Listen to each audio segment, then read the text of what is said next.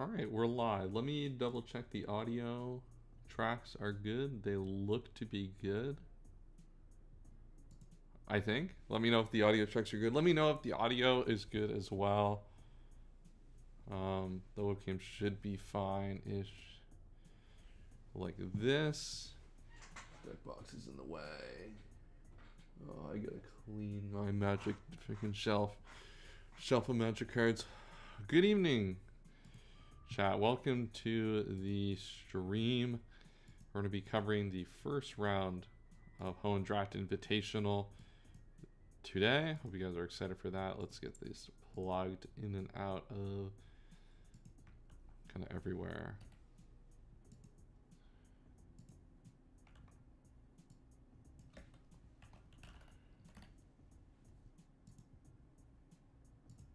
We'll do self promo in the server.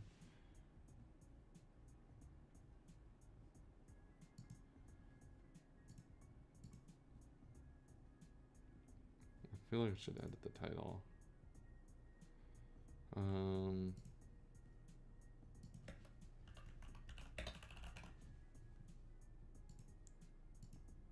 Bang.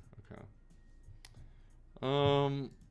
Cool. Yeah. Welcome, everybody. We'll get started here in just a second. I'm getting set up here. With pretty much everything I need to get going for this. I should have all the teams done right. I had to do this. The Scrap doc for Hoenn Draft Invitational does not have matchups on it, so I had to put the matchups together myself. So I think it looks pretty good here, all things considered. And yeah, it's been a while since I've streamed. I can't remember the last time I streamed. I'm actually curious. Let me go check. If I go live. It was Draft Jam. We did it right before Christmas. Okay. I was going to say, I was pretty sure there was something I'd streamed since Hoenn Classic. And it turns out it is our GOAT Draft Jam. Not that we were super consistent with doing Draft Jam streams, but hey, it's a busy time. Everyone's got things to do over the Christmas period, and certainly I have had no shortage of things that I was getting done. So let me bring up the doc here just so I can bring in kind of the relevant information. So this is going to be basically a double elimination tournament. So we're going to basically have, for the first 2 weeks, there should be, how many people qualified for this? 16. So there should be 8 battles for the first 2 weeks, and then we slowly drop off in battles each time we play over the next couple of weeks. So no, that's Magic the Gathering stuff. So yeah, we got basically a double elimination tournament. This is round 1, so everyone is still at 2 losses to give here. So let's get kind of started here. We're gonna go in seed order. So we're gonna start with the first seed all the way down to the 8th seed. So we're gonna start with Violet River versus Volta. Violet River, I think, was first. This is seeded by the circuit points and not any other kind of metric, I don't think. So let's get right into the battles here. Because this is ADV, we don't really have super much to talk about in team preview because we don't actually have anything previewed here. Taking a look at this matchup, we have Raikou versus Metagross here as kind of our first round picks. It's funny, I'm looking at this in speed order and trying to figure out what's going on here. So yeah, Raikou matchup here. This is a pretty good Raikou matchup, or a pretty good matchup against Raikou, actually, is what I meant to say from Violet River's side. Regice is a really good Raikou check, and Regice is pretty decent into this team, I think. It can check, well, I guess it's good against Raikou. It kind of struggles into stuff like Hariyama, Arcanine, not into Gyarados. That's a decent Gyarados check as well. So decent that. And then Metagross. This feels like a good Metagross matchup, though Arcanine's got a lot of roles that it can play here that makes it really, really good in this battle. Versus like Metagross, Roselia, and Regice, though. CB Metagross can probably do a pretty good job of like pushing through that Pokemon. even with like resisted stabs, it's going to be really difficult to beat that Pokemon. So let's get right into the first battle. Umbreon lead versus Slowking lead. Probably a decent opportunity just to get set up here. Yeah, we're just going for Curse. Probably just Curse Pass here to start here. And yeah, we're just going to pass a Curse into Tauros. The speed drop's a little annoying. Oh, the shout out to White Herb. Okay. So we've got a little White Herb pass. Then we got to bulk up basically in with our Tauros. And our Tauros switches are probably pretty limited. Yeah, there's not going to be a lot of switch-ins. Wow, and we dodged the Toxic. Oh my god, and we dodged the Iron Tail? That's crazy. Just an epic first turn. First few turns of misses there. But we get into probably a preferable situation where we have Toxic and Iron Tail connecting. So looks like we're going to start to take a little bit of chip, and I think our game plan here is with the fake out and some pivoting, we're just going to use Toxic to wear this thing down. Big return here. Not going for kind of another option of coverages. It looks like Metagross gets the agility up here, which should allow the stout speed guaranteed and get an attack and a +1. So we're at +2 speed and then +1 attack. So Tauros was able to get the Aerodactyl, which is pretty good. That's the main speed option on Violet River's team here for the Raikou. So that's good to pick up with the Tauros, but with the Toxic hitting, definitely not as much value as you maybe would have liked to with that setup. Though I do think you're probably contentious, at least getting the 1v1 trade. And now in comes Hariyama. Hariyama does not hold up to the Meteor Mash here. And okay, now we're just at +2. It looks like Metagross is just about to go crazy here. And there's basically almost nothing that can be done. We're going to BP into Gyarados here. Intimidate obviously not going to work. And then we see the big hidden power come out here. Get the T-Wave on the Metagross. Oh, it's Lumberry. Okay. Well, that's going to basically do this one, I think. Metagross, I mean, there's pretty much nothing for +2 Metagross. Goodbye, Blue Hair Liberal, the Gardevoir, and goodbye, Raikou. I like how Volta in the chat's like, well, what can you do? Yeah, when Metagross gets to +2 speed and +2 attack, it's very limited. It's very limited things that you can do in terms of counterplay against that Pokemon. So pretty good first game. The Tauros obviously was a pretty good set in terms of like trying to initially break. I think we returned in front of a Metagross. Maybe there was an opportunity to click something else if he had Earthquake, but I don't know. It's hard for me to say, not knowing the sets and maybe the situations. There's not really an Earthquake pivot necessarily, so maybe you just try to take the Metagross there. First game wheelchair, always, yeah, a classic first game wheelchair in ADV. That's going to be on the Diet Tight Incident Review channel soon come. Make sure to stay tuned for that. We'll move to league number 4. I'm going to have to adjust this every time. That I make a change to the dock, aren't I?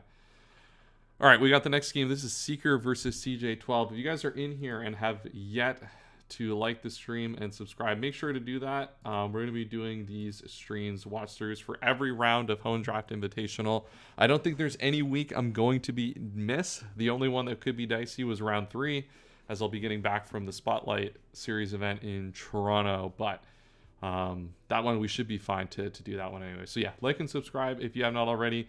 Let's get into the next game. This is Seeker Seed 2 versus CJ12. Emerald Open War. True. It's going to be the Emerald Open streams always take an infinite amount of life out of me. So this is definitely a good way to get back into practice for that. Yeah, that's coming up very, very soon. So definitely stay tuned for that. Let's see what Seeker's got here. Seeker's got a Zapdos team. We got Jumpluff, which is always a fun Pokemon to see people use. And then on the other side, we have a interesting T-Tar team.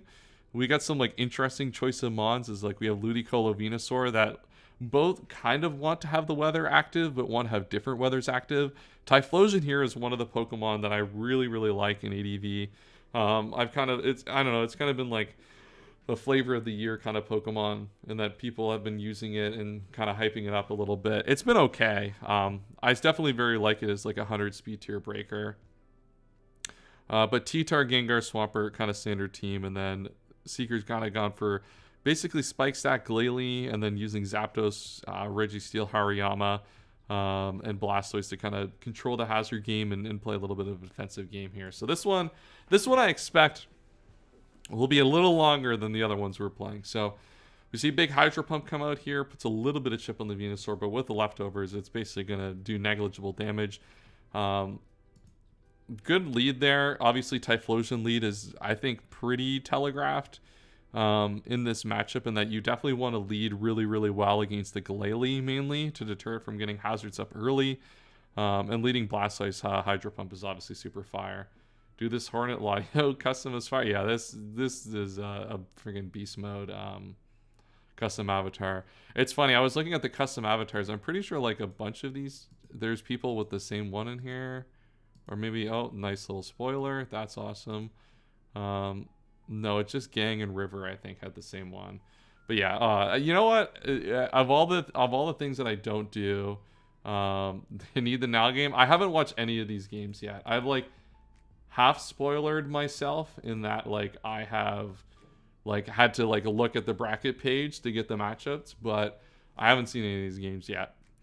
But back to what I was saying, yeah, Typhlosion lead's pretty. So I like the Blastoise lead because Typhlosion lead is like almost, it's like basically face up here. I think you could lead Tyranitar. I don't know. It limits, I guess, what you want to do with your Tyranitar if you lead it. So I think Typhlosion lead was pretty face up. We get a substitute here, so Glalie enforced to just break the sub instead of getting up spikes, and this looks just to be sub Leech Seed, the Venusaur. So I think if you're a Seeker, you probably just get some spikes up here anyway. Yeah. Obviously, Fortress can come in and rapid spin these away. We don't have a ghost type, but I don't think you really mind in that case. It looks like we're going to go for the sub-abuse gambit here. We are a little bit more of a defensive team on Seeker side, so it makes sense that we're going for kind of sub-toxic Leech Seed strategies to kind of wear this team down over time. That seems to be the most kind of intuitive way to beat a team like this, at least for kind of the tools that we have at the start. The problem is that Blastoise is still winning this exchange every time because of the fact that like you're taking so much damage with the substitute every turn, and like Typhlosion is basically dead now even after the hazards. We've hit every Hydro Pump, by the way. Shout out to Hydro Pump, hitting every single time. And now we finally get the switch into Hariyama on the hidden power. And then we just get a Brick Break. Put a little bit more chips. So now Typhlosion's going to can come back in on a spike, but is going to struggle too. I mean, there's not really good opportunity to here. Obviously, getting Leech Seed up at least helps a little bit of the health to make it more viable. But now he gets Zapdos in on the Venusaur. This guy's no hard Hydro. Dude, Hydro's fire. Dude, if you're just going to click Hydro and just hit every time, you know, just be better, I guess. I don't know what to tell you, Cinerath. So now we got our own sub Zapdos coming in. So sub Zapdos will obviously kind of win this exchange because you get to sub up first, block the Leech Seed, have access to coverage like Drill Peck to break it. And yeah, this should be a pretty easy exchange. Though it will give Fortress an opportunity to come in a rapid spin. But I guess like you can kind of Thunderbolt and break that here as it's forced to hidden power to break your sub. I guess you aren't breaking this sub here, so you just might as well sub again. And they just go for the spike here. Yo, what's up, Geronis? T-Bolt. Oh, I guess we did have a decent chance to actually kill their substitute there. It looks like our 48% was a pretty low roll. And we just Drill Peck mid-range here just to protect the Venusaur. I like this bringing Typhlosion in here because of the Blaze. Like, you're basically going to get a free kill. Oh, that lives? Wow. You suck, Typhlosion. I just spent like the first part of this talking about how Typhlosion I thought was beast mode and did like only 58%. I guess like it was flamethrower. Maybe if it's overheat, you bag a kill here, but yeah, good value out of her Zapdos here, definitely, to get both the spinner and the Typhlosion. Should have been overheat. Yeah, overheat would have easily killed anything. Now Gengar comes in. We're basically gonna keep our Zapdos. And sack Blastoise. Because Blastoise, now that the Typhlosion is down, it's basically useless. So here comes the GOAT. Shout out Jinx. We live the Fire Punch. We get the burn. That's a little annoying. And we get the crit Ice Beam. That is a turn and a half of Pokemon right there. Ludicolo comes in. We miss the Lovely Kiss. Get the Rain Dance up. And then Pataya Berry comes out. But with the... Yeah, this will obviously outspeed and get rid of that Pokemon. So, yeah, what a turn of Pokemon. that was. The thing is, with Ludicolo, even with the rain up Registeel, should be able to just wall this thing completely. Like 39% is decent chip. But between like leftovers, and I assume we have some sort of rest on this set. I guess we don't. I guess all we need to do, because this isn't leftovers, is just stall out the rain turns here, and we can go into something like Glalie. Yeah, Glalie should just be able to outspeed after rain, kill this with an Ice Beam. And then I don't know what's I mean, T-Tar is the last Pokemon here. We still have pretty high HP Hariyama, which can manage that. And we just go for the boom here just to end the turn. So that's really important there. Prevent any random DDs. Get our Hariyama in for free. And because the Venusaur is at such low HP, you should be able to win this basically every time. Hariyama should be able to get out of this situation as well. Brick Break is a 2-hit KO. There is the Giga Drain, though. Okay. We do see Hidden Power comes out. It's going to do a little bit more than 20. This Giga Drain is going to kill. So it's going to be up to our goat Zapdos to win this game here. Drill Peck will definitely be able to pick up the kill here. But we're definitely going to... We need something to do like 36%. I mean, this T-Bolt might probably kills depending on the set. And it should kill here. There we go. We do pick up the kill. HP fight loss? Yeah, no, unfortunately not. This isn't a CB Zapdos OU set of doom here. Thunderbolt at that HP range is probably pretty fine with Zapdos. So Zapdos picks it up. That was a really, really good game of Pokemon right there between Seeker and CJ. So Seeker goes into winner's bracket. And as we said at the start, this is double elimination. So all these players will still be playing next week, some of them in the loser's bracket. Next up, we got, I think, Aonfa versus Sharky King. As I get this set up, make sure to like the stream and do a lot of fun stuff if you have not already. This matchup here, we got another Zapdos team versus it looks like round one Starmie team. So it looks like we're going Starmie, Aerodactyl. I assume this is kind of like a back wheel team that we went for here. This is a team that I would love to use, I think, on Sharky's side. Starmie is obviously a Pokemon I really like. I love Kangaskhan. I love Misdreavus. I love Glalie. I'm not the biggest Aerodactyl fan of all time, and it struggles. No, it's pretty okay in this matchup. There is a Miltank that can kind of wall it. But Miltank, like if that Pokemon gets status, you can get flinched out. You can get some awkward situations with Miltank against Aerodactyl. And then we have another early Zapdos team with some defensive pieces around it. Loading one rock resist in the most notorious arrow spammer was a decision of all time. Look, I mean, a Miltank is at least like a decent answer, and Armaldo's okay. Like there's decent answers to Aerodactyl on this team at least. But yeah, like maybe we probably would have had like a team that's a little bit is a little bit better against Arrow. I don't know what the second team is off the top of my head though. So let's just start with this Armaldo lead versus the Kangaskhan. I imagine Armaldo's going to be more so teched for the Kangaskhan, though it looks like a Miltank is going to be teched with probably most of the defensive responsibility in this battle. And now we get out big body slam. Dodge the Will-O-Wisp here, though this probably has Heal Bell to heal off all the status. And it looks like our goal is just to spread as much body slam paras as possible, which is sometimes what ADP draft comes down to, is some para spamming. Dude, where's our para? No para with body slam? This is crazy. And there we see the Heal Bell. As kind of expected, if you're just going to allow your Pokemon to get burned, it's pretty likely that the Heal Bell is going to come out here. It's one of the big reasons to use Miltank in the first place, is just to use Heal Bell just to keep status on your team in control, especially with a team like with Vaporeon and Zapdos Regice. That's going to be really important. Cloak Weezing. Yeah, this must be Covert Cloak. So Sharky brought Covert Cloak into the ADV draft somehow. All right, and we go into Starmie on the Heal Bell and get a relatively favorable turn, though Regice is such a good answer to this. And we've already wasted 2 of the Heal Bells. Hard to know how long we expect this game to go to know whether that'll really matter, but worth noting that if Starmie's going to Toxic almost every time in this battle, Regice is going to be put under a lot of pressure, and Miltank's going to be put under a lot of pressure to Heal Bell instead of Milk Drink in certain situations. It's time to start getting our hazards up here, though. I think Armaldo should be comfortable to just get rid of these at some point in time. Toxic misses on the Rhydon, which is a little annoying, and the crit. That's not great. Rhydon putting in a lot of extra work here as we go for Hidden Power. Probably Grass, I would have to guess. Our Vaporeon now is super low, which is going to be really frustrating, and we get caught with the Toxic on the Miltank coming in. So we're really going to be forced to heal bell this off now. And that's, you know, if I'm Sharky side, like we're getting into this battle, we've chipped the Vaporeon pretty low. We've already wasted 3 heal bells. Like, I think the game plan of just continuing to spam Toxic and Willows and stuff and force this Miltank into situations where it has to heal bell is really what we want to be doing here. Still no para, by the way, on the Weezing. This has been hit by, like, how many body slams at this point? We finally hit the para on the 7th. On the 6th or 7th. Someone can do the 6-7 emote in the chat.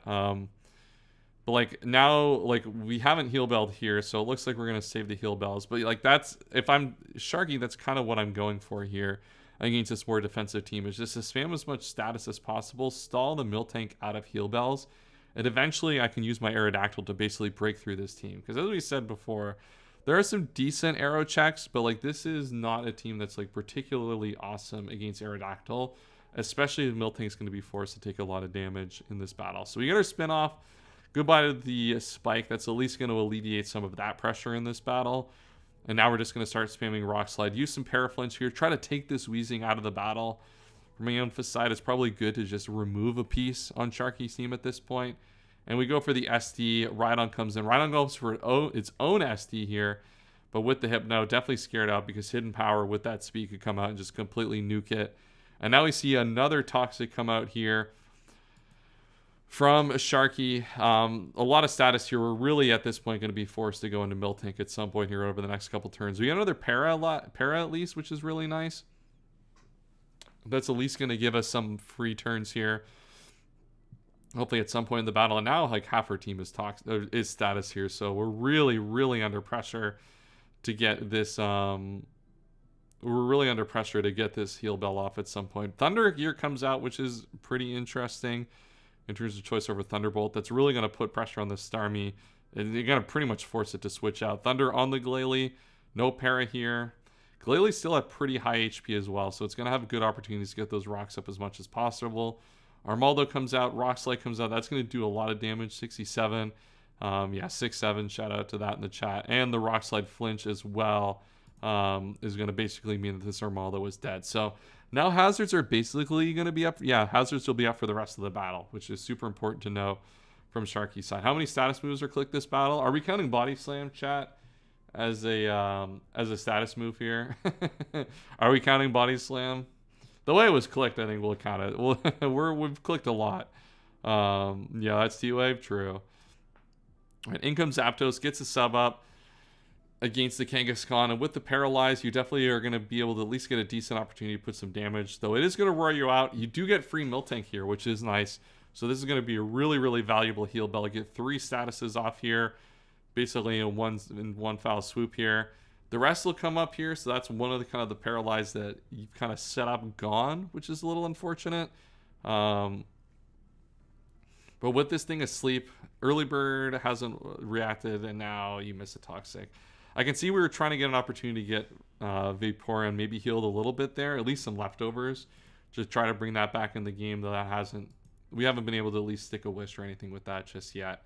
Now in comes Glalie. We get a wish in the air with Hypno. This is huge. This should be free Vaporeon. We'll have to eat a Toxic here, but you can one heal bell that away. Most importantly, we get this thing back up to about 90%, which is important for the longevity of this battle, especially with Armaldo gone. We have to make sure all our pieces are as healthy as possible. We haven't even seen the Armaldo come, or the Aerodactyl come out yet, and we really haven't been able to make a dent on this team much outside of really putting pressure on that Weezing. We just saw 4 statuses get cleared in a single turn. Like that's how ADV goes sometimes in these battles. Everyone just completely it's all about status and all about removing status sometimes. We see a big spike here. All right, Acid Armor time. It looks like we're going to set up something here. We'll take a little bit of toxic damage to do it. Kangaskhan comes back out. We go for the Surf, put some pressure there.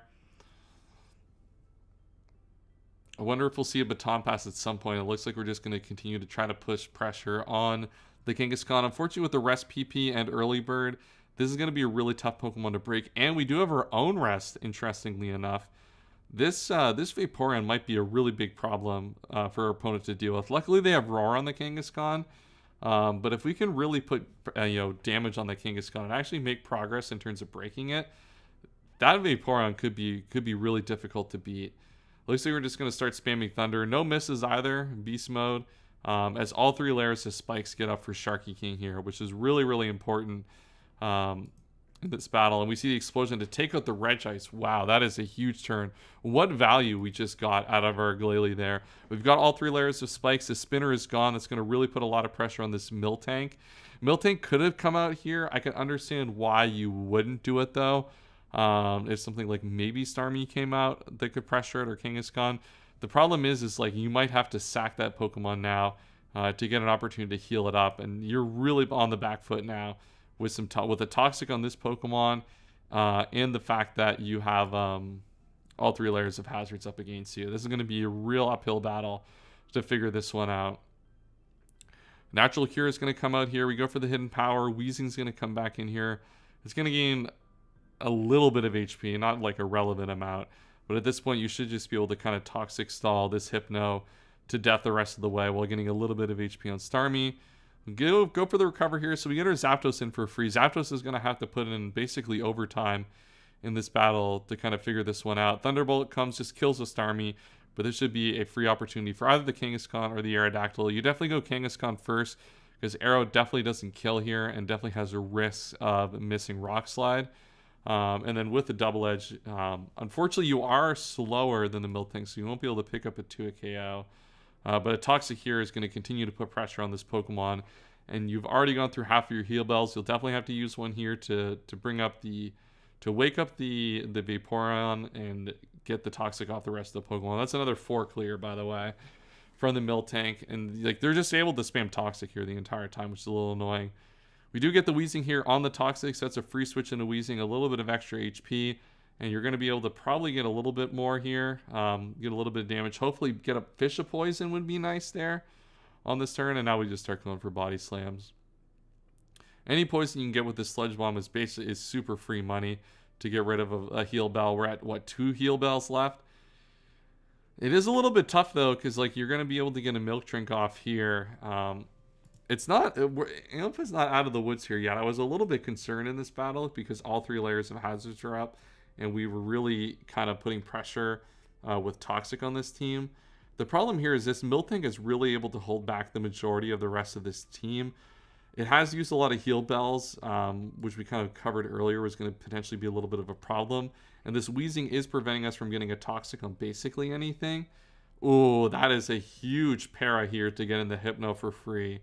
Wow, that is game-changing potentially, as they're able to get a Wish up. And if this has Protect, this is right back basically to half HP. And now you basically get your Hypno back for free, which is super huge.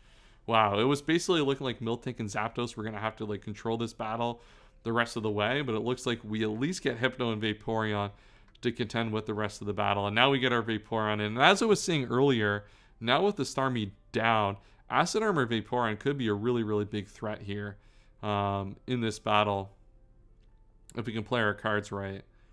Double Edge comes out here. It's going to put a little bit of chip, get the Paralyze off, but there's still a lot of rest, so we'll be able to deal with that later. Parastrap Misty would have been crazy. Yeah, I'm kind of thinking that a little bit. I look, especially with how the prep played out, like this feels like a really, really prime Mischievous matchup. Obviously, Rhydon kind of makes sense here from an offensive perspective, but I wonder if we had Mischievous instead of Rhydon, if we were able to pick off Pokemon like the Vaporeon at some point, like the Hypno, that would have been really good, I think, kind of set-wise on this team. Not to say that this battle hasn't like gone poorly for Sharky yet, but like, yeah, you're right. That would have been a really good inclusion, I think, on this team. We do get rid of the Hypno still here, though. But Kangaskhan's really under pressure on this Thunderbolt. I guess you're honestly under pressure, you just get crit. Which is super unfortunate. And now Miltank. The problem here now is with the multiple hazards up, like this is like, you're not going to die here, but you're super at risk of Milk Drink or getting flinched here. No switches out. You're super at risk here of getting flinched, and then you miss the Rock Slide. And now it's Miltank should, I think, be able to control most of the rest of this game. And we get the crit on the Weezing. This is going to be able to burn this Pokemon, so we are going to be forced to use a Heal Bell here to get this burn off, to not make it too detrimental. And the Pain Sweat's going to come out, so Weezing is still holding... Weezing is still fighting the good fight here. Weezing's done. Excuse me.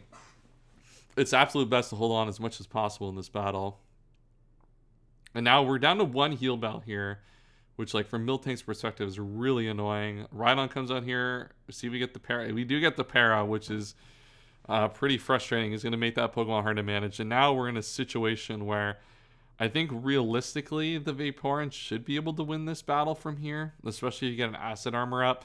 It'll make it pretty easy to deal with both the Aerodactyl and the Rhydon here.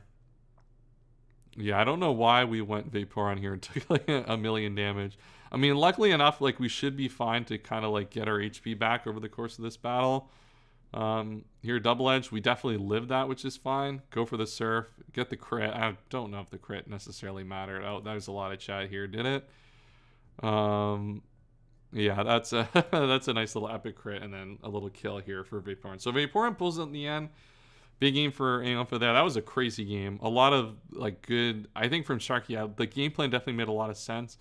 Misdreavus, probably, I like the idea of maybe Misdreavus on this team to at least pick one of these Pokemon earlier and to really simplify kind of our offensive game plan to break this team down. But overall, this was a really, really good game. Ooh, Dronis, is it your game next? I don't think it's your game next. You're the 6th seed. So we got a few games to get to before we get to you.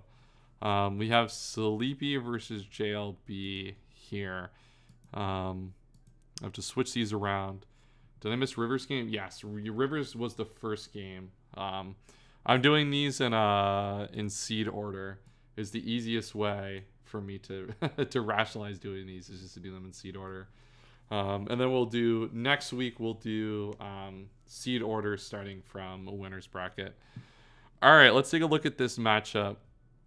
Yeah, that was a quick one. Yeah, Metagross kind of went beast mode in that one, which it sometimes tends to do. Let's take a look at this matchup. It looks all right. We got our first Snorlax team here versus Tyranitar. What do we think about Snorlax in this matchup? The normal resist is Tyranitar, which is not awesome. That makes that makes Lax have a pretty good matchup here. What's interesting though is that Machamp is a really good check to that Pokemon typically, and we do have Gyarados here, which is an okay answer. Machamp does put in a lot of work here as well. If you can catch a good prediction on the Gyarados, that's going to be really effective. Though I think this matchup is likely going to be dominated in large part to Snorlax here.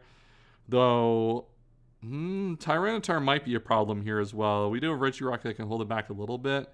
But I'm curious to see how that'll play out. My feeling is that this is going to be a Lax Demon Time matchup. Lax lead is interesting. And we just go raw curse off the start. We're just going crazy. Lax lead is interesting because I feel like if I'm a Machamp player, I don't know, my intuition is just to lead Machamp in the builder against these type of teams and just put a lot of pressure on that way. But like a Swampert lead Swampert lead makes sense here as well. But I guess it's more so from like the perspective of like the Snorlax drafter. I'd be pretty apprehensive to like lead Lax, especially lead Lax for a setup set. And we see big Focus Punch Swampert. Oh, I love a good Focus Punch set. It only does 40%, but that's one of my favorite parts of ADV. It's just being able to see Focus Punch used as much as possible. Ooh, we have to get the Intimidate off here. But the para is super tough, and the min-max roll is crazy. What the hell? That has to be literal min and literal max here in that situation, right? For those exact rolls to happen. That's crazy. Wow. Really putting the min-max rolls to the test here today. Yeah, middle name Michael. All right, and then this is what I was thinking. It's like Machamp.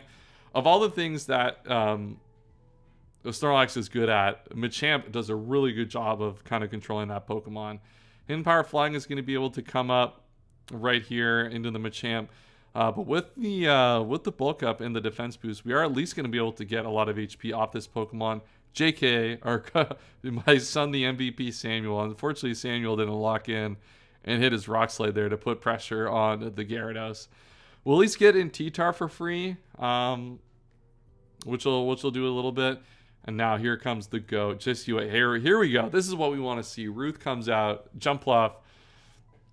And this is what everyone likes to see with jump bluff. See a little bit of encore spam. Do some funny shenanigans here. I assume we're seeing encore. Oh, we go for the sleep pattern. Miss. That's unfortunate. We're not. Our team's not hitting our moves today. All right, we get the hit here on the second. Son's a middle name Theodore. My niece's a middle name Ruth. All right, we got the hit on the second one though. So hey, we locked jump bluff locked in at least on that one. I know we get the leech seed out, but it looks like jump bluff is going to do jump bluff things and just kind of look to control the game as best as it can from here. T-Tar will come in for free here on the Wish, which is a good here because this allows you to protect against Gyarados. Yeah, you rock slide here to protect against Gyarados switching in. Big Charm comes out. Put a little Charm on Theodore. Excuse me, but I like that to at least prevent like the Gyarados from coming in and trying to get a big heal off. Regirock comes out, gets a Toxic on the Swampert. This is going to be particularly good because it's unlikely this is Refresh or Rest at this point, given the fact that we've seen sub-Focus Punch. The moveset's probably just not there to enable that, though I could obviously be wrong. In this case, we see 8 Hidden Power Flying just come out. Live odds on this match is this exact moment as we kill the Gyarados. God, I don't even know how I would gauge who's ahead here. I still feel like Swampert, like Snorlax feels like super inevitable here. The problem is we just killed Gyarados, and now our Machamp is kind of in a really good spot now. Obviously, Alakazam can still check it, but it's going to be able to put up a lot of offensive pressure in this battle. And here comes Alakazam against the Swampert. This is going to be a really difficult Pokemon to switch into. We got Goat, Hillary, the Gardevoir. Crit on the Hidden Power, but this should at least be able to hold it back defensively for the most part. The problem is Umbreon is just so free. Shout out to my niece Hillary. Let's go. We got the whole family now introduced into the battle. And now we go for the Wish. Ooh, fast Umbreon. The taunt not working out here. So something's getting wished back up here. There's not a lot of immediate grade targets. I guess like you just get your Umbreon back to full HP is probably what you just do here. Or you get a Sleepy Joe back in for free. And now you still have a Pokemon asleep, which is nice. So Jump Bluff can't sleep you here. I can Leech Seed you, which is fine. But Body Slam crit. Okay, that's crazy. I think the odds here, if I had to guess about who's ahead, we're gonna say likely our Snorlax player is pretty ahead here, especially with 7% Machamp. This point, Roosting Wisp there is nuts. Yeah, that is a little weird. I mean, if you're Curslax, I guess there's like maybe a high enough percentage that you're just rest, even though you are leftovers, that it's fine. But yeah, that definitely is a risk in that specific spot. And now the Leech Seed is going to get our Goat Machamp up to high HP. Didn't Wisp because of Synchronize? True. Okay, and now we just sacked our Snorlax, which is really weird. Why are we snacking our Snorlax? Because I don't think Alakazam has the inevitability yet. There's still a T-Tar here. We have a Sleeping Nido. Because you could get Pursuit Trapped by T-Tar. It's a possibility. We've seen Rock Slide, so it's not very likely. Nothing comes in on CC. This is true. But I don't know. Maybe the Pokemon I might have kept was Snorlax, I guess. I don't know. I feel like Snorlax was pretty fire here in this matchup. And now it looks like, okay, so it looks like our route to win this, try to win this battle and break through this is Calm Mind, Alakazam. Nidoqueen asleep? Yeah, I mean, you could sack it off, though, is kind of where I'm getting at. I just feel like Lax is just super powerful here that you probably want to keep it. And Hidden Power is going to kill the Gardevoir. So the problem, I mean, this Alakazam's putting in a lot of work. The problem is, yeah, is this T-Tar here? You're going to be, wow, that's a lot more damage than I would have expected. So you're going to put this thing in pretty good range now, and Umbreon's going to come in, try to do the last little bit of damage. Earthquake comes out. We get a Wish up. I assume we have Protect here as one of the final moves on our set. We don't, interestingly enough. Okay, so it looks like we're just going to use Regirock then to win this battle. Estos comes out, kills the T-Tar. So we have Swampert and Machamp here. It feels, I don't know, I feel like we maybe should have kept Zam. Chat, are we inting? Yeah, I don't know. I feel like we should have had... Oh, okay, we wake up. All right, chat, we wake up. Maybe Nidoqueen is going to pull this one out. A light little wake up here. This should be in range. Oh, we're faster. Okay, Machamp is faster. Goat Machamp's got the speed on him. And now I guess we got to not miss our cross chop here is what it comes down to. There we go. What a roller coaster of a game that was. It felt like, I don't know, like, I feel like I couldn't tell who was winning that game on every turn. It felt like it swapped, like, every other turn who was winning that battle. It looks like JBL's going to come out on top. That was a really good game, though. I was a little surprised. Unlucky wake up from Nino. Yeah, I was a little surprised we sacked Snorlax in that mid-game. But I redirect just outspeeds Pert KOs, yeah. I'm a little surprised we sacked the Snorlax here. That's kind of the big thing. Laxam win the sack war. Yeah, that's kind of where my head's at too. In this game, to be honest. But all right, next up we got Pocket versus Spreek. I don't remember what order these teams are.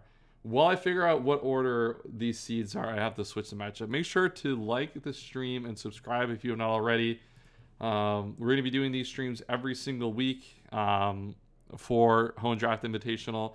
That'll lead us right up to Emerald Open 6, which is starting. I think signups go up literally the day that this tournament ends. I guess depending on when they play the final battle, of course.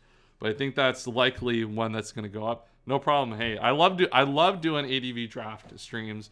These are super fun to do. Once we get into Emerald Open, we don't have it. These streams aren't crazy long, at least.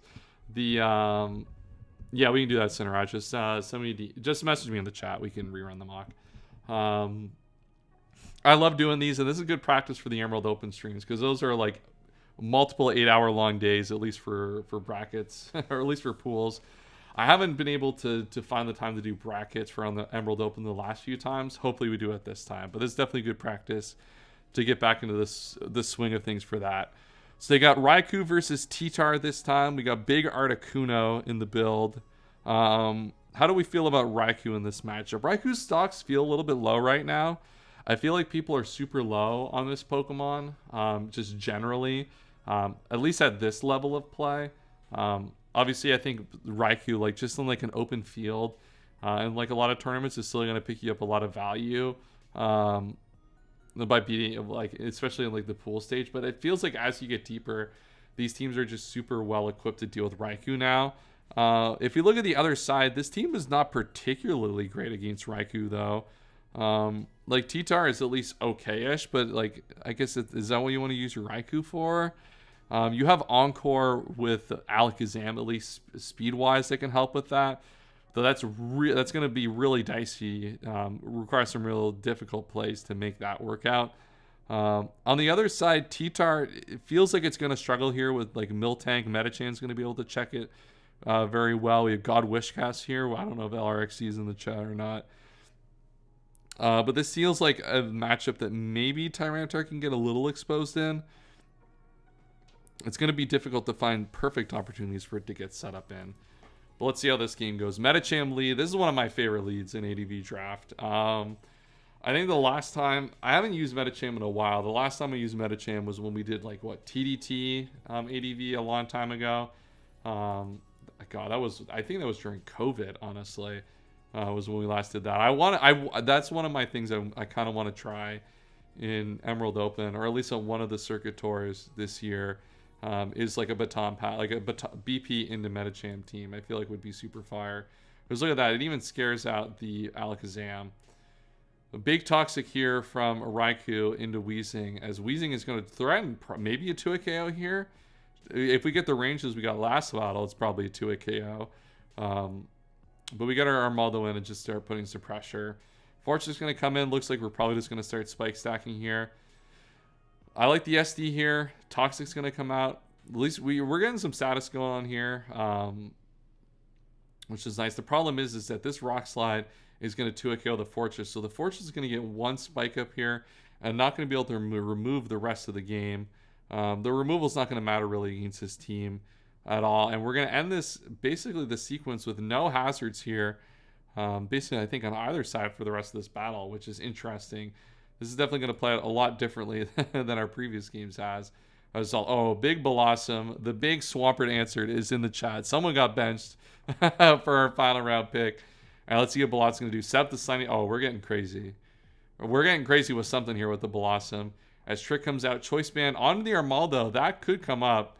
Okay, never mind. We're going to sack. I was going to say that could come up. That could do a lot of damage at some point.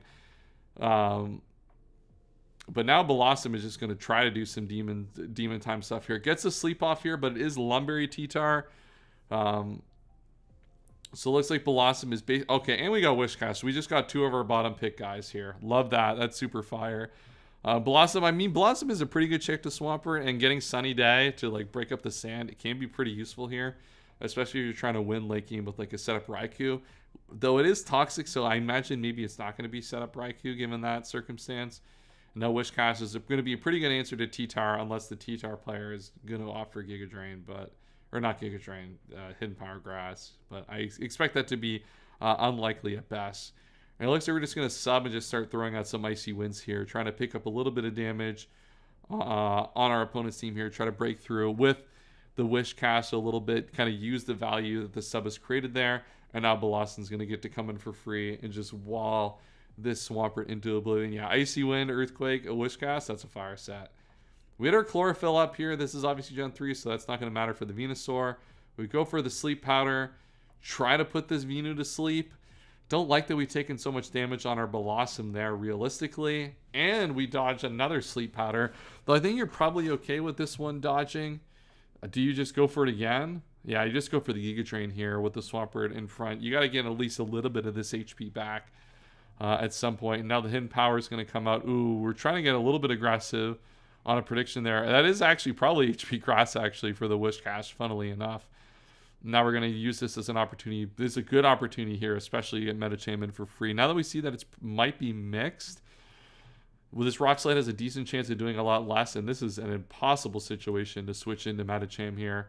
I mean, you can go Weezing. This Weezing is still going to take a lot of damage, and it's substitute Medicham. Uh-oh, this will be a problem. Oh, and we're Psychic? I mean, 42 is not a lot. Okay, and we get the Spit F drop. I was going to say 42 is not a lot, but if you get the Spit F drop, that's going to give you a really good opportunity just to kill this Pokemon. You go for the sub again, kind of playing for the situation that they might switch. It looks like they're not going to, so you might as well just take your kill here. And Weezing is gone. The Spit F drop, I guess, not mattering in the sense for how that played out, but definitely impacted decision making, I would imagine. And now Medicham's gotten pretty good value here. You traded it for the Weezing, and we just sack it here to the Alakazam. Raikou's going to have to come in here, and I'll find some value, though, because realistically, our last Pokemon was probably Gyarados. We are Rest Raikou, which is nice. So even if we got Poison on that Sludge Bomb earlier, wouldn't have really mattered too much. I'm trying to think what our last is. Probably Gyarados. So I think we probably have to set up for a Gyarados endgame is probably our most likely way to win here. Or it's going to be some sort of Raikou endgame. And we are Sleep Talk. So Sleep Talk with Toxic and Thunderbolt. This set's fine. But we're going to have to find a way to break through this Venusaur at some point. And it's going to be pretty tough to do here. Considering the situation, especially where this is sub Leech Seed. This is going to be a really difficult Pokemon to break, considering now that we don't have Medicham on our team. And we're just going to spam Thunderbolts in here. Huge ref disrespected, true. And we just see a big Sword Dance as well. I feel like this Venu might just lock in and win this game. Given the Thunderbolt, it looks like we're arranged to even break the sub, so you might as well just try to keep the substitute up at this point and just try to go for game here a little bit. Oh, yeah, and we get to +4. Yeah, Venusaur's really pushing the damage here now. Let's see how much. We're not going to go for the Sludge Bomb. The responsible Leech Seed here, all things considered at this point. Get ourselves back up to 100% and then get another substitute going here. I assume the Earthquake, yeah, will break the sub. But between the Leech Seed and the leftovers, like, you're only taking 11% to do this. So you're probably fine to just keep doing this to break this Pokemon down until it's in range.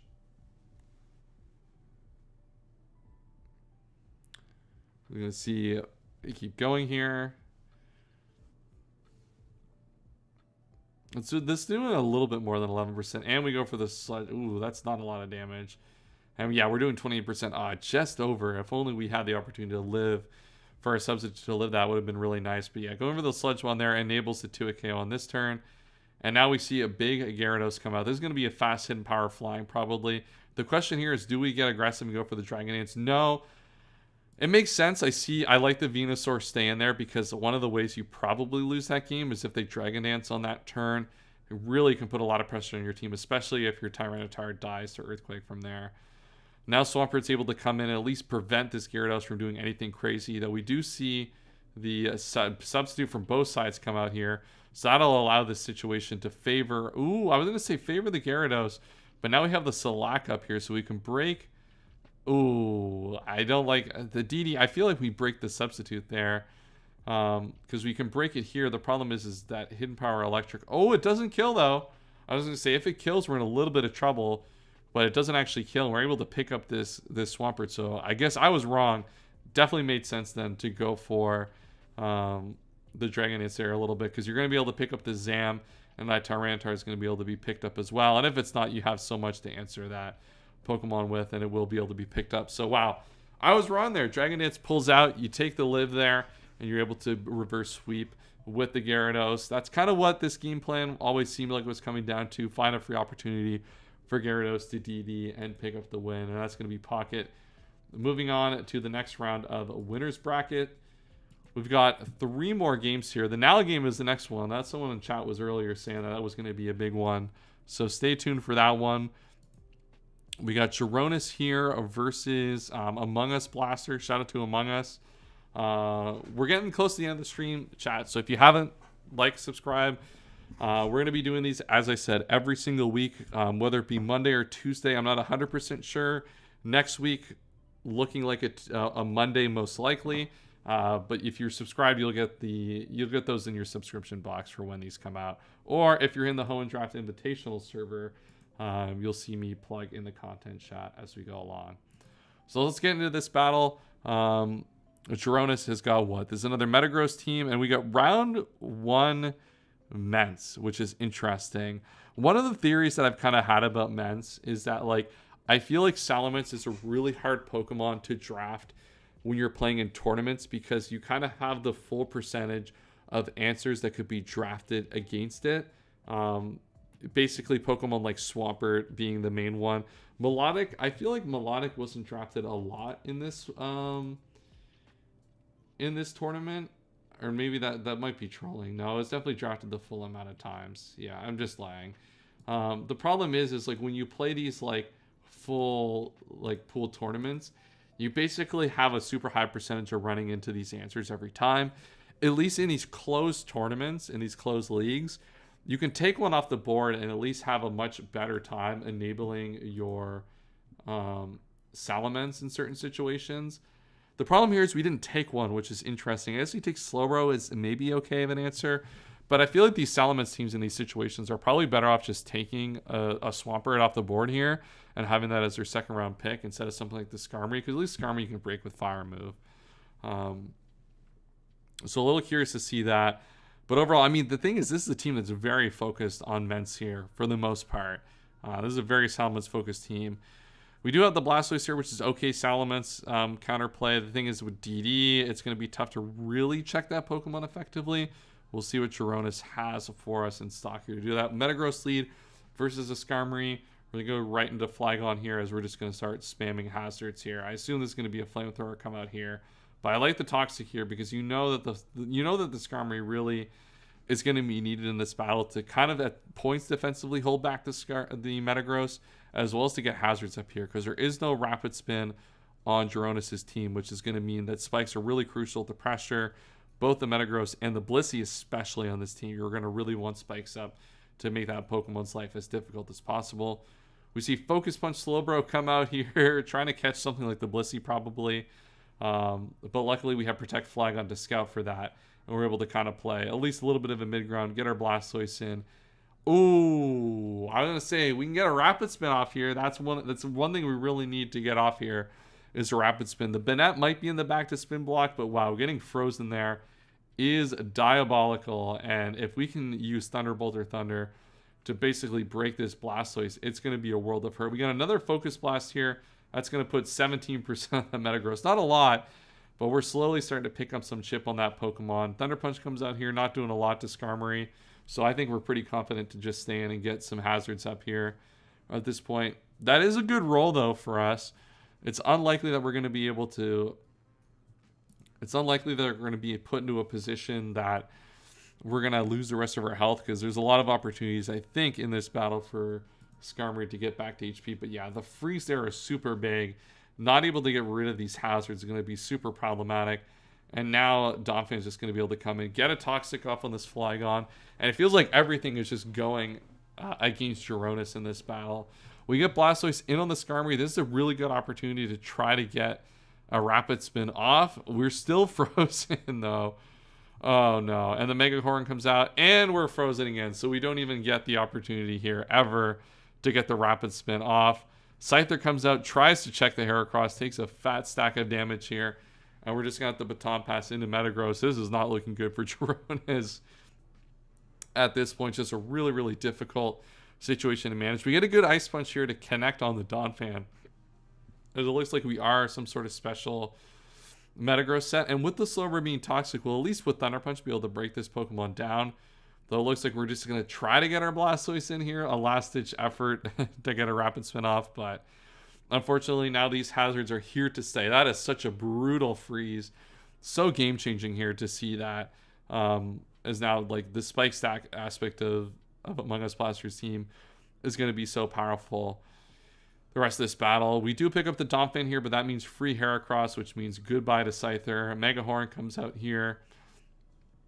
But now we get our Aerodactyl in, and now we're going to have to find some way to break through this team, right? Substitute Aerodactyl will at least give us an opportunity to kind of like flinch the Skarmory.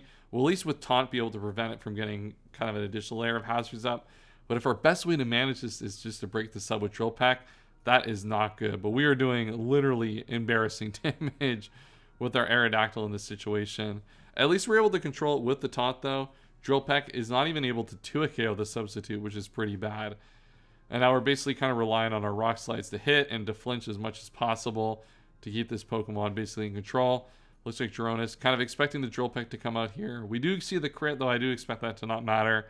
And now that Pokemon is dead to the next Rock Slide. So we use this opportunity to get Menson, interestingly enough. We're risking a lot of HP on our Mence here.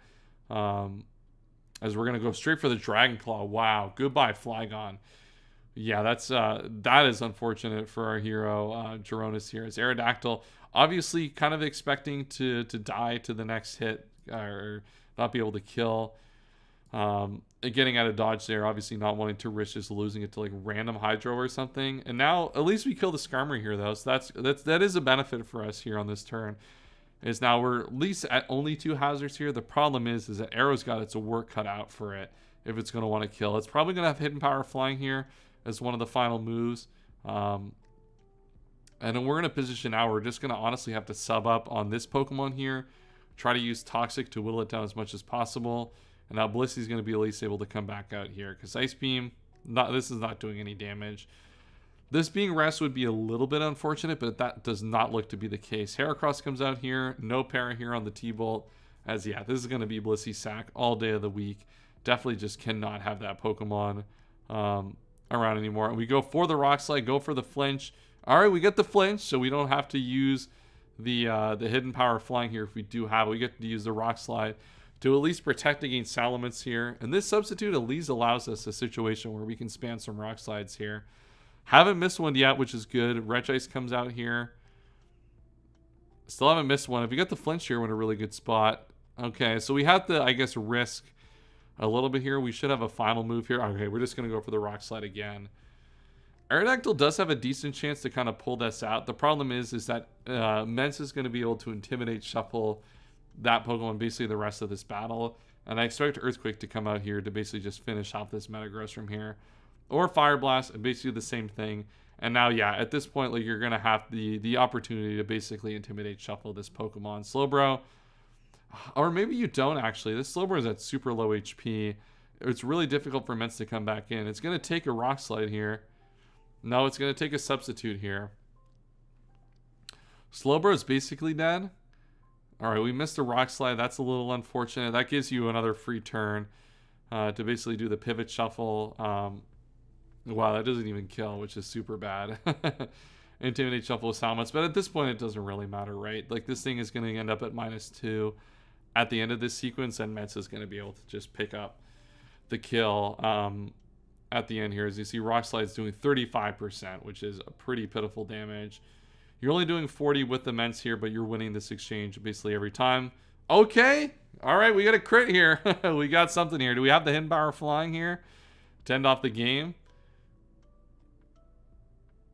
Wow, what a game. Okay, no flinch. And we Toxic there. Wow, oh my god. I just... I thought for a second, I'm like, why the hell did we Rock Slide? Not Rock Slide.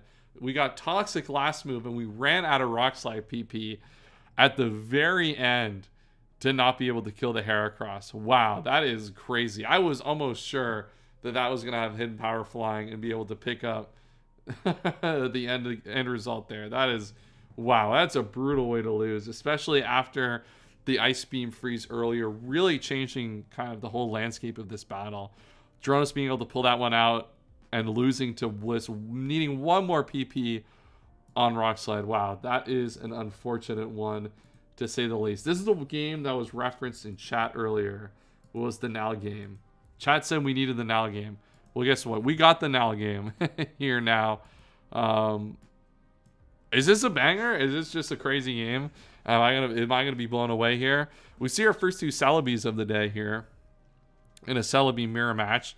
Celebi Melodic Aerodactyl. Celebi Aero is obviously a pretty standard core that you see a lot of the time. And then Celebi here, it looks like we got Celebi Dugtree on a very, very defensive style of build here from Nal's side here. Or it looks like on the other side, a little bit, it's still a very defensive team, but a little bit more offense with the Aerodactyl and the Kangaskhan. I'm just going to get into it because it sounds like this game is fire. It looks like about to be a 200 turn game. I mean, maybe that's what my prediction. I would predict that here, but everyone was gassing this up. So maybe we just see some crazy just like sweep and the game's just over. All right, so we get the BP set up. Wow, +2 Shadow Ball does not even kill the Rhydon. That's embarrassing. And we get our or Milo. Why do we name it Milo Queen? Well, what are we doing here? All right, so we got Rockhead on our Rhydon behind a sub, +2. I don't think we're going to be using the attack on this Pokemon anytime soon, as Double Edge is going to come out here. +2 Melodic, yeah. Probably not the biggest threat you've ever seen, and now Recover is just going to bring ourselves back to HP. So, yeah, this feels like it's going to be one of those long ones here. Ice Beam comes out, does a little bit of damage here. The likelihood that this has Recover, I assume, is pretty high, or at least a Leech Seed to get some health back. So I don't think it's going to be the biggest deal to see this thing kind of set up, or to take a little bit of damage there earlier. Oh, crit. Wow, on the arrow. That is big here. As we see a double here, Melodic into the Blastoise. Wow. Aerodactyl is really going to have to be careful now. You basically have no opportunity to get aggressive with it the rest of the battle. At least Milo's going to be able to get healthy here, back up to full. And it takes the Toxic, but you're probably going to have the Refresh here just to prevent this from being a problem. And yeah, you're going to be able to not worry about the Blastoise Toxicing you basically at all this battle. Why is the protagonist on the right? Oh, big freeze. The protagonist is on the right because I set this up so the higher seed was on the left every time, just like for consistency and ease of me managing the stream. I guess our protagonist should be on the right. We should have changed it, but we'll leave that for next time. Big freeze here. Obviously, this doesn't really matter because this is a natural Hirmon. So realistically, at the end of the day, not a super big deal to get that Toxic. There's now big chance he comes in, gets a Toxic up on the Celebi, but our goat is natural cure, so we do not care about that. Kangaskhan comes in. We'll see what kind of damage wants to put a big body slam. Yeah, we're gonna start. It's that point we're gonna start going for some paras here, and it looks like we're just gonna use the para that we've got to really just push this Blastoise to its limits and try to get this thing dead. Because if you can remove this piece from this Pokemon, that's going to be really huge. Big counter here, okay. So Kangaskhan, if it has Rest, it's really going to be pressured into using it this turn. But the fact that it switched out makes me believe it might not. Though that switch into the melodic helps us catch the Rhydon, which is super nice. Problem is now is like you can aggressively Ice Beam to catch the Celebi, but it's going to be really difficult to catch that Celebi with Chansey there to kind of eat up the Ice Beam every time.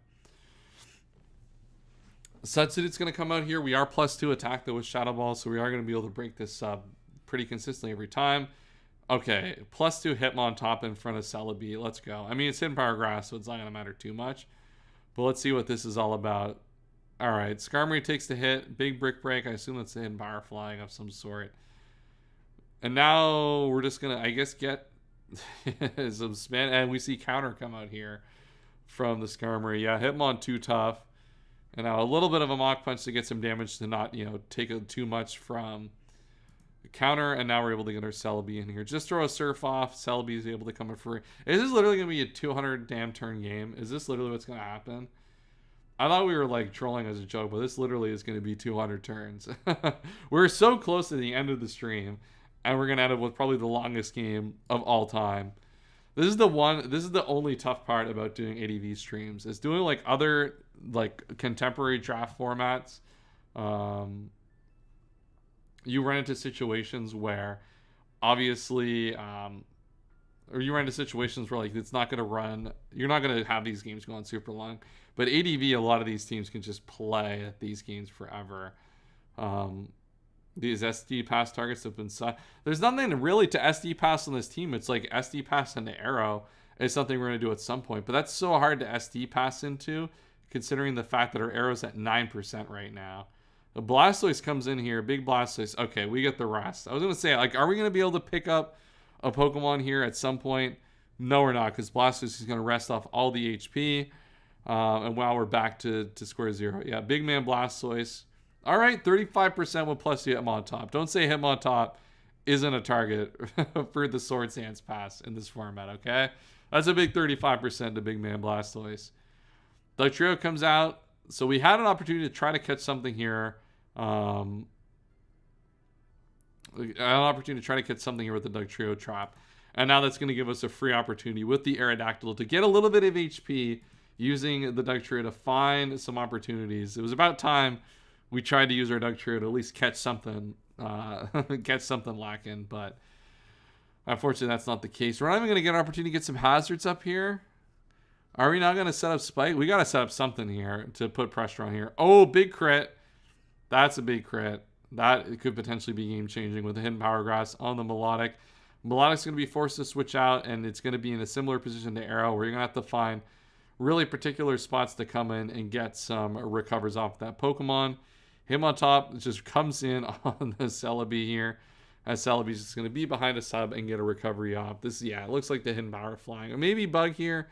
Either or. I don't know if there's a difference, if it really matters between the two. I guess flying, it does damage to Shedinja, so I guess maybe that's a tiebreaker, though I expect it'll probably be Bug just to maximize the damage against the Celebi. And now our Melodic finds an opportunity to come in here, get itself healed back up to 80%, and basically negates all of the extra damage that critical hit did.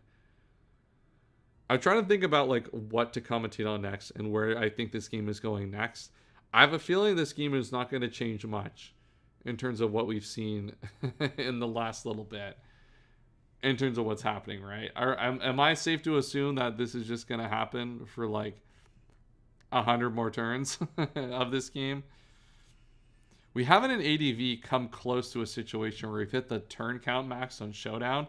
I think we had one situation. I forget who was playing. I feel like maybe Seeker was playing. I feel like Seeker was at least in the chat involved when it was going on. That we got really close to hitting the 1,000 turn imposed max. This game in theory could get there because we've had 2 crits that have potentially opened us up to a situation where that could happen, but both of them have been pretty easy to recover themselves out of. Melodic once again getting the +2 attack raise, a Pokemon that's not going to be able to use that at any point this battle. And now running behind the sub is doing a lot with Earthquake though, which is a little bit of a problem. Aerodactyl will get an opportunity to at least get a little bit of HP back here. And it looks like our goat Rhydon is going to switch out here. A little bit, maybe Earthquake's the only move here, or Earthquake Double Edge, in fear of not being able to deal with the Aerodactyl. So just kind of switching out here to get Skarmory in for free, try to get some hazards up. But that crit is going to do a lot and put it in a little bit of a dangerous spot HP-wise. Hidden Power comes out, and that'll mean Melodic is back to full HP again. And we continue the cycle. Not enough crits are happening, I'm afraid. I think we've had a decent amount of crits versus how many attacks have happened. The problem is these crits all just basically don't amount to like any sort of like real progress in this battle. Mega Hoenn comes out, does a little bit of damage, but alas, that's still not really doing just about anything here. And we're just kind of continuing this cycle. Does this cycle end? Did anyone watch this game and knows when we could expect this sequence to be over and we could have something going on? All right, Dugtrio trapped something. It trapped the Melodic, which obviously it does not want to stay in front of because it's not able to pick it off. So another effort for Dugtrio to try to make some progress. Not working out this time. Dugtrio is going to get in on the Celebi, though. It is going to attempt to trap it. We are going to see the BP out into the Aerodactyl. Aerodactyl slowly getting its HP up. Pursuit Trap. Okay, big 24% on the Dugtrio. We're starting to make progress there. And our Aerodactyl is at the 39%. Ooh, I'm thinking here, let's go back a turn here. So we have Arrow on the Pursuit. We have big Pursuit Chip Blastoise. I'm thinking this specific sequence. Is this ever an opportunity? Because like Celebi comes out here, and if you get the Celebi with Dugtrio, you're in a really good spot. I wonder if this is ever a situation you try to just go Dugtrio here and try to pick up this trap here. Because you go Celebi.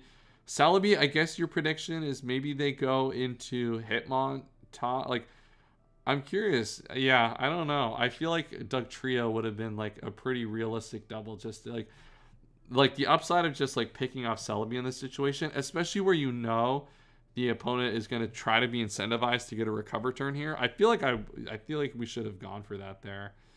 But I could be missing something, of course. And now Melodic is back in on the Rhydon.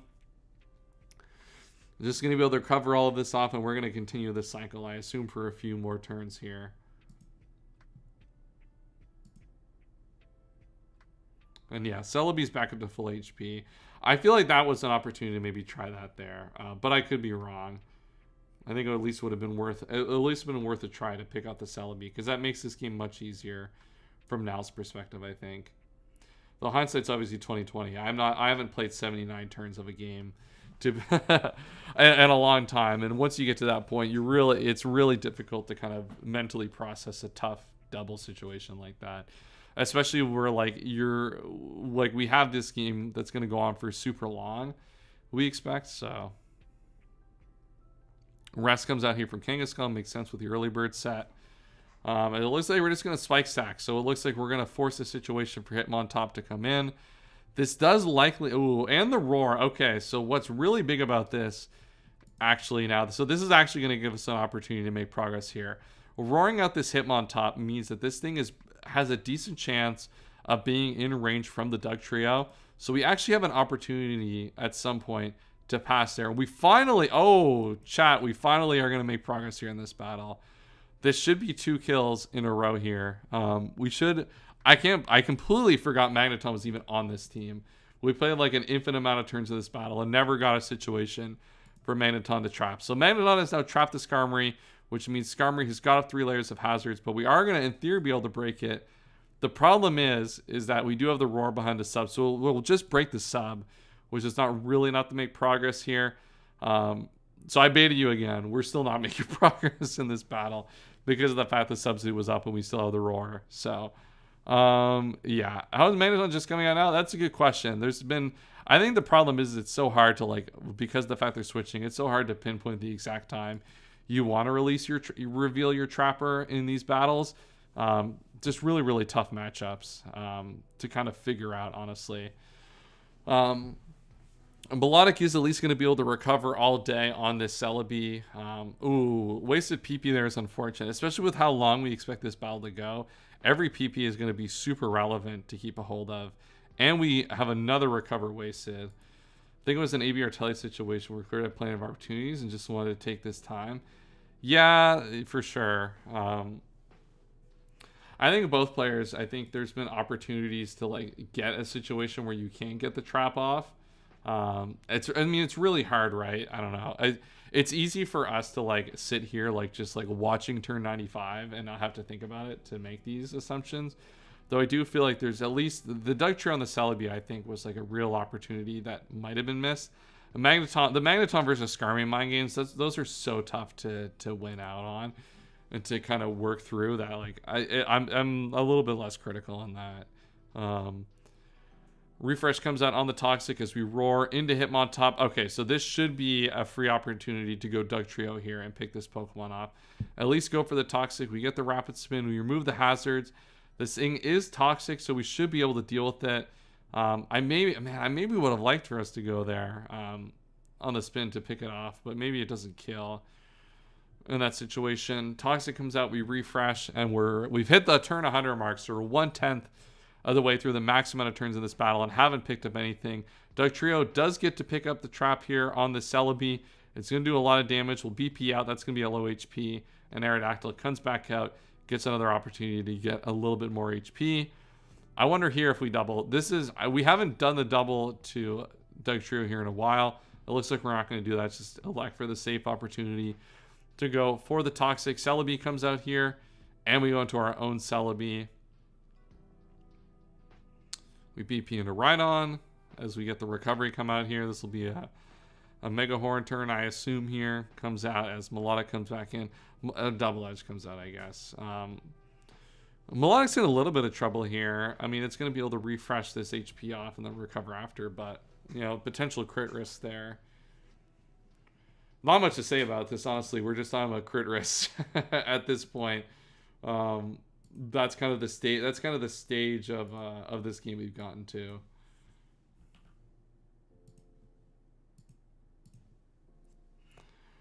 Magneton comes out here. Substitute fades and roars out. So another failed trap opportunity for the Magneton in this spot. As we're just going to continue to pivot around. How much PP does Rhydon have? It still's got a lot. Its moves have a lot. So that's not something to really worry about just yet in this battle. But maybe something to consider the later we get in. Skarmory gets in with the substitute op, so it's going to get an opportunity to get some spikes back up. These spikes are going to be really, really valuable here because of the fact that the spinner is toxic. And it's going to have to take spikes damage to come in. So it's going to be really difficult for that Pokemon to get hazards removed. So honestly, the way I would look at it, every hazard here at this point out, I honestly think is basically up for the rest of the game. Especially if you get the second one up. I guess the second one up doesn't matter too much. As long as you prevent Hitmontop from finding a free opportunity to come in and spin, I think these hazards should be out the rest of the game, which is massive for Now's side to really come back in this battle. Ice Beam Freeze doesn't matter. It's a natural Huramon. We'll just swap out of this one. As we swap into Magneton.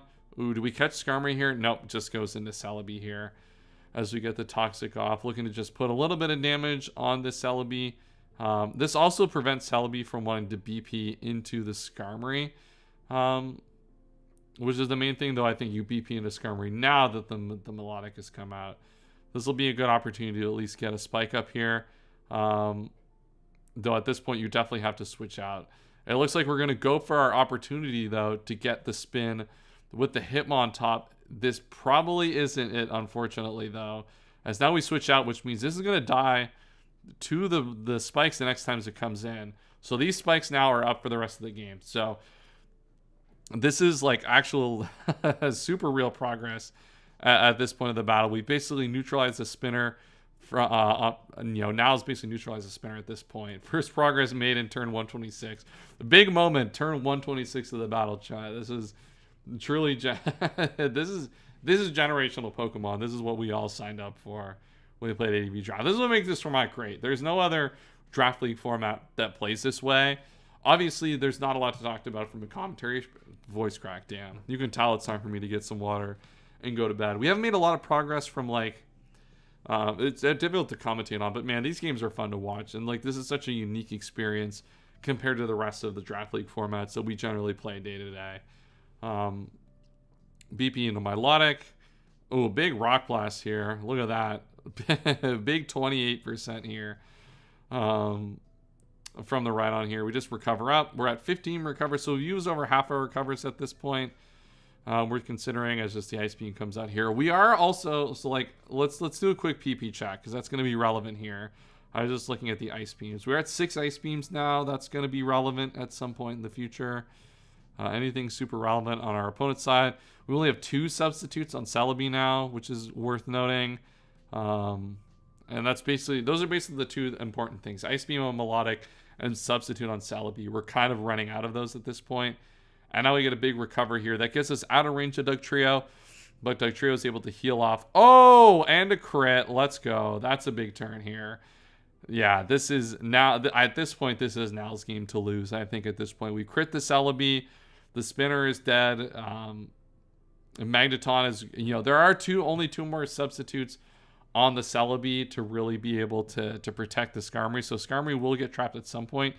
But then the Dugtrio just traps in return. So we're basically at a point where like we're super low and almost out of resources on Klurd's side at this point. So definitely a really, really tough one at this point. Now it's kind of bided his time and has found an opportunity to win this game realistically. He's beaten the spinner, got the crit on the Celebi, and now at this point, I think this game's probably going to go on for a long time at this point, I would expect. But I expect that we're likely going to see now win this in a number of turns. How many turns it takes to completely execute this win, we'll see once we get there. But Celebi comes out here. And as I said, why are we at turn 140 with 11 Mons up? All right. Listen, if you were watching this, you would know that we got 10 Mons up. Because Hitmontop's dead to spikes. So we got, hey, there's 10 Mons here. We're almost there. So this is 1 more substitute left, by the way. And that should be, depending on what we want to use here, that might be the last one. Though I expect us to recover. Or Baton Pass. And we go into Skarmory. Okay, rest out here. It looks like we're going to try to get up our 3rd spike. And this might be free Magneton opportunity here to go in. And that is going to be a big trap on the Skarmory. That Pokemon's dead. So we get rid of the Skarmory. But Dugtrio comes in for the revenge trap. Okay, we do have the Endure here. So Endure Select is going to at least get us an opportunity to do something to this Dugtrio, but we're obviously just going to switch into Chansey every single time here, and that'll be able to give us an opportunity to kill the Magneton, but we're going to save that for a second, another point in the battle. And at this point, yeah, this is just super, super over on Klurd's side at this point. I think now should just be able to kind of win this battle the rest of the way at this point. How many turns it takes, it's kind of unknown, but yeah, at this point, this is super, super free. Or not super, yeah, I mean free at this point, I think is kind of how it looks. So yeah, we're at the stage where we're going to start Rock Slide flinching. I guess we're still leftover baiting here for Aerodactyl in case we need that extra HP at any point. Body Slam's going to come out here, deal a decent amount of damage. Melodic comes back out. It looks like we're just going to try to put as much hazard damage as we can on these Pokemon. 15% Roar comes out. Does this Pokemon want to stay in Rock Slide? No, it does not. It's going to be a little bit more damage on the Melodic as well. We do go for the Toxic here. I guess like we don't have anything. I guess we're playing around counter is the main thing. Yeah, this is going to be... Ooh, and the Rock Slide miss. Did we go for the counter here? No, we just run for the Roar. Man, that would have been really nice to get that Rock Slide chip, but I think the likelihood of it mattering is so low at this point that I think we basically just don't have to worry about it. Rhydon comes in. Melodic's going to come in. Melodic's going to, in theory, struggle to switch in now because of the double spike. The thing is, it will be able to at least out-heal with the Recover. The problem is Celebi is still got PP on Recover and the Hidden Powers, which is what's really going to matter in this endgame sequence. And as we said earlier, Ice Beam is running out of PP. There's only 5 left. So for Melodic's ability to actually really pressure the Celebi, we're running out of time here very quickly. Damn. You can tell it's been a while since I record. I wanted to record some of my ORAS games tonight too. My voice is kind of gone. The likelihood of that happening is probably close to 0 at this point. So that'll be a Thursday problem. All right, so last substitute here. As I said, I don't think this is the last sub matters at this point, considering the fact that Skarmory's down. We're not really baton passing anything like super crazy. I guess the Rhydon here is going to be really nice. We can keep a lot of pressure up on the melodic here. We're doing about half every time, so we're basically able to stall it out of the recovers here and put it in a situation where it's got to basically risk crit. At this point, yeah, because now we just stand with Rhydon here. We're not out damaging the recover plus leftovers, but we're putting it in a position where if it's going to attack us, oh, and it goes to the ice beam instead of the surf. Ooh, I mean, I get the idea of trying to catch the Celebi here. You have to make some sort of play at some point, and we just go for the pursuit to pick it off. But that probably is going to be the nail in the coffin at this point. We're going for Rock Slide flinches. At this point, but I don't think even that's going to be enough. We get a little bit of a miss here, and I think this should end at about like a turn 180 something, which is a crazy long battle. That is, I mean, as I said, that's what ADV is about. That's what we love. Every once in a while, you get a game like this that goes just absolutely ridiculous, and just goes an insane amount of turns. And now played this one very well.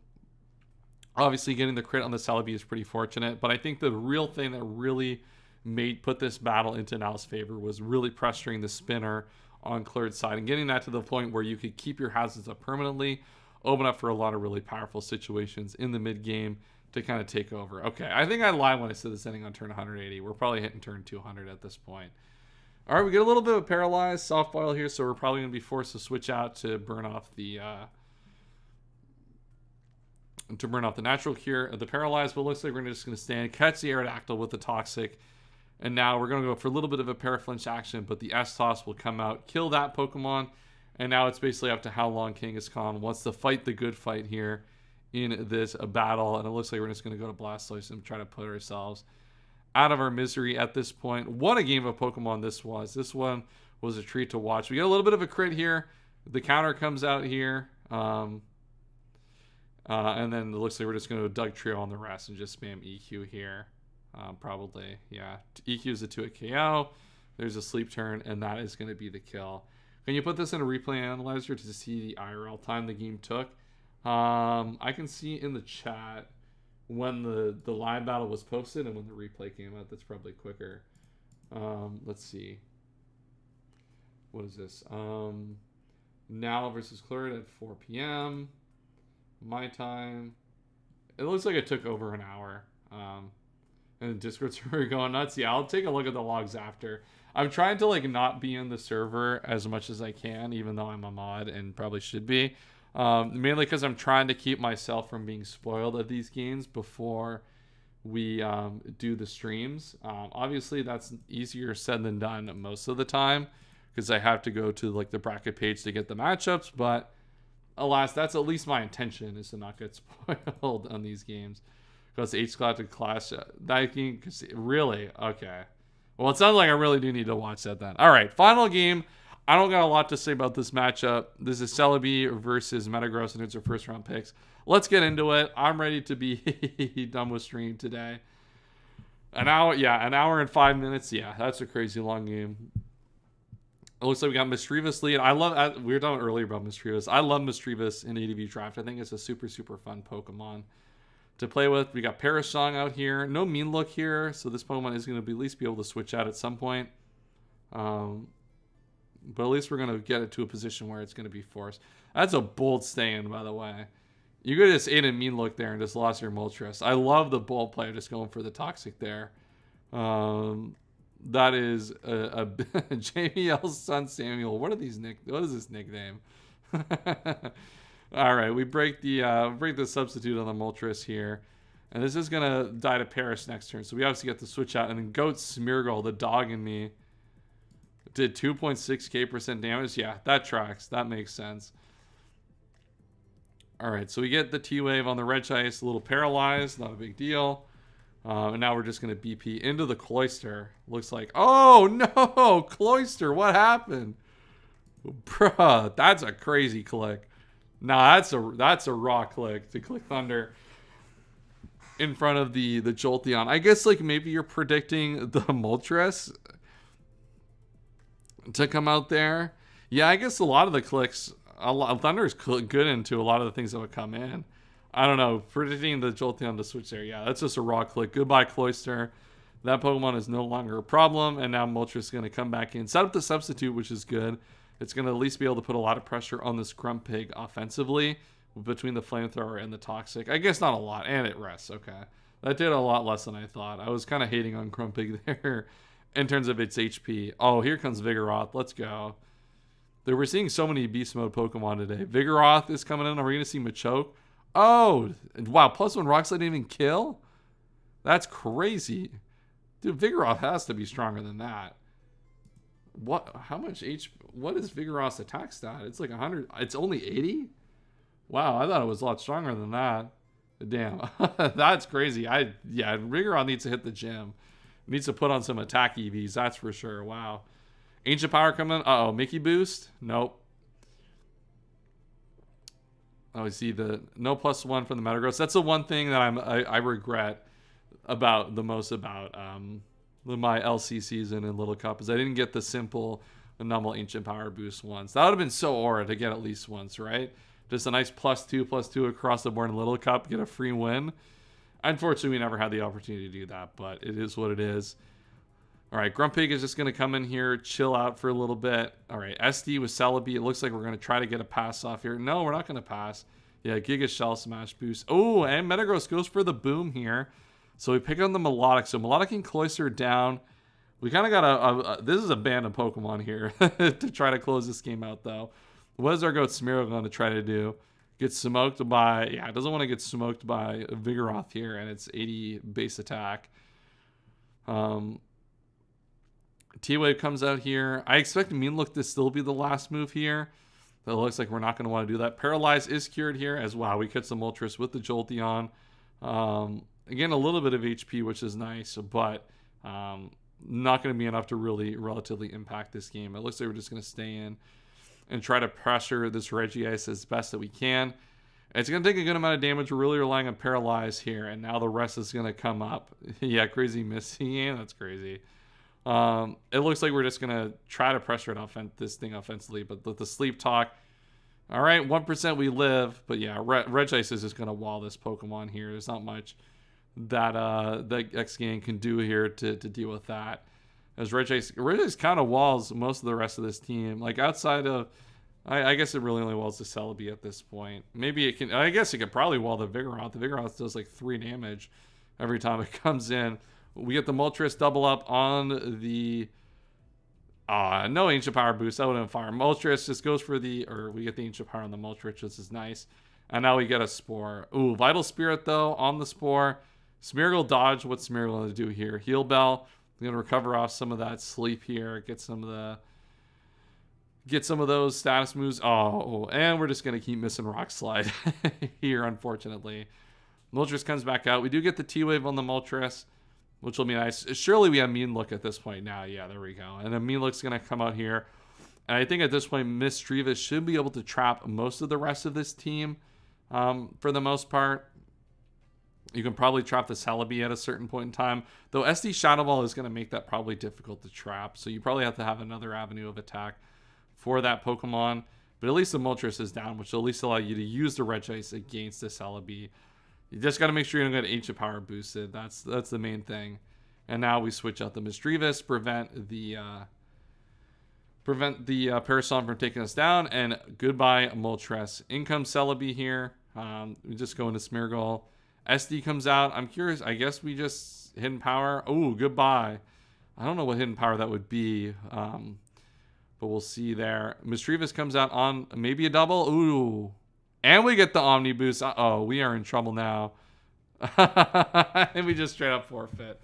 Yeah, I was going to say, I was thinking like, yeah, with SD, we were definitely in a little bit of trouble here at the end of the game. And we got a nice little Ancient Power boost to end off the game and end off the stream.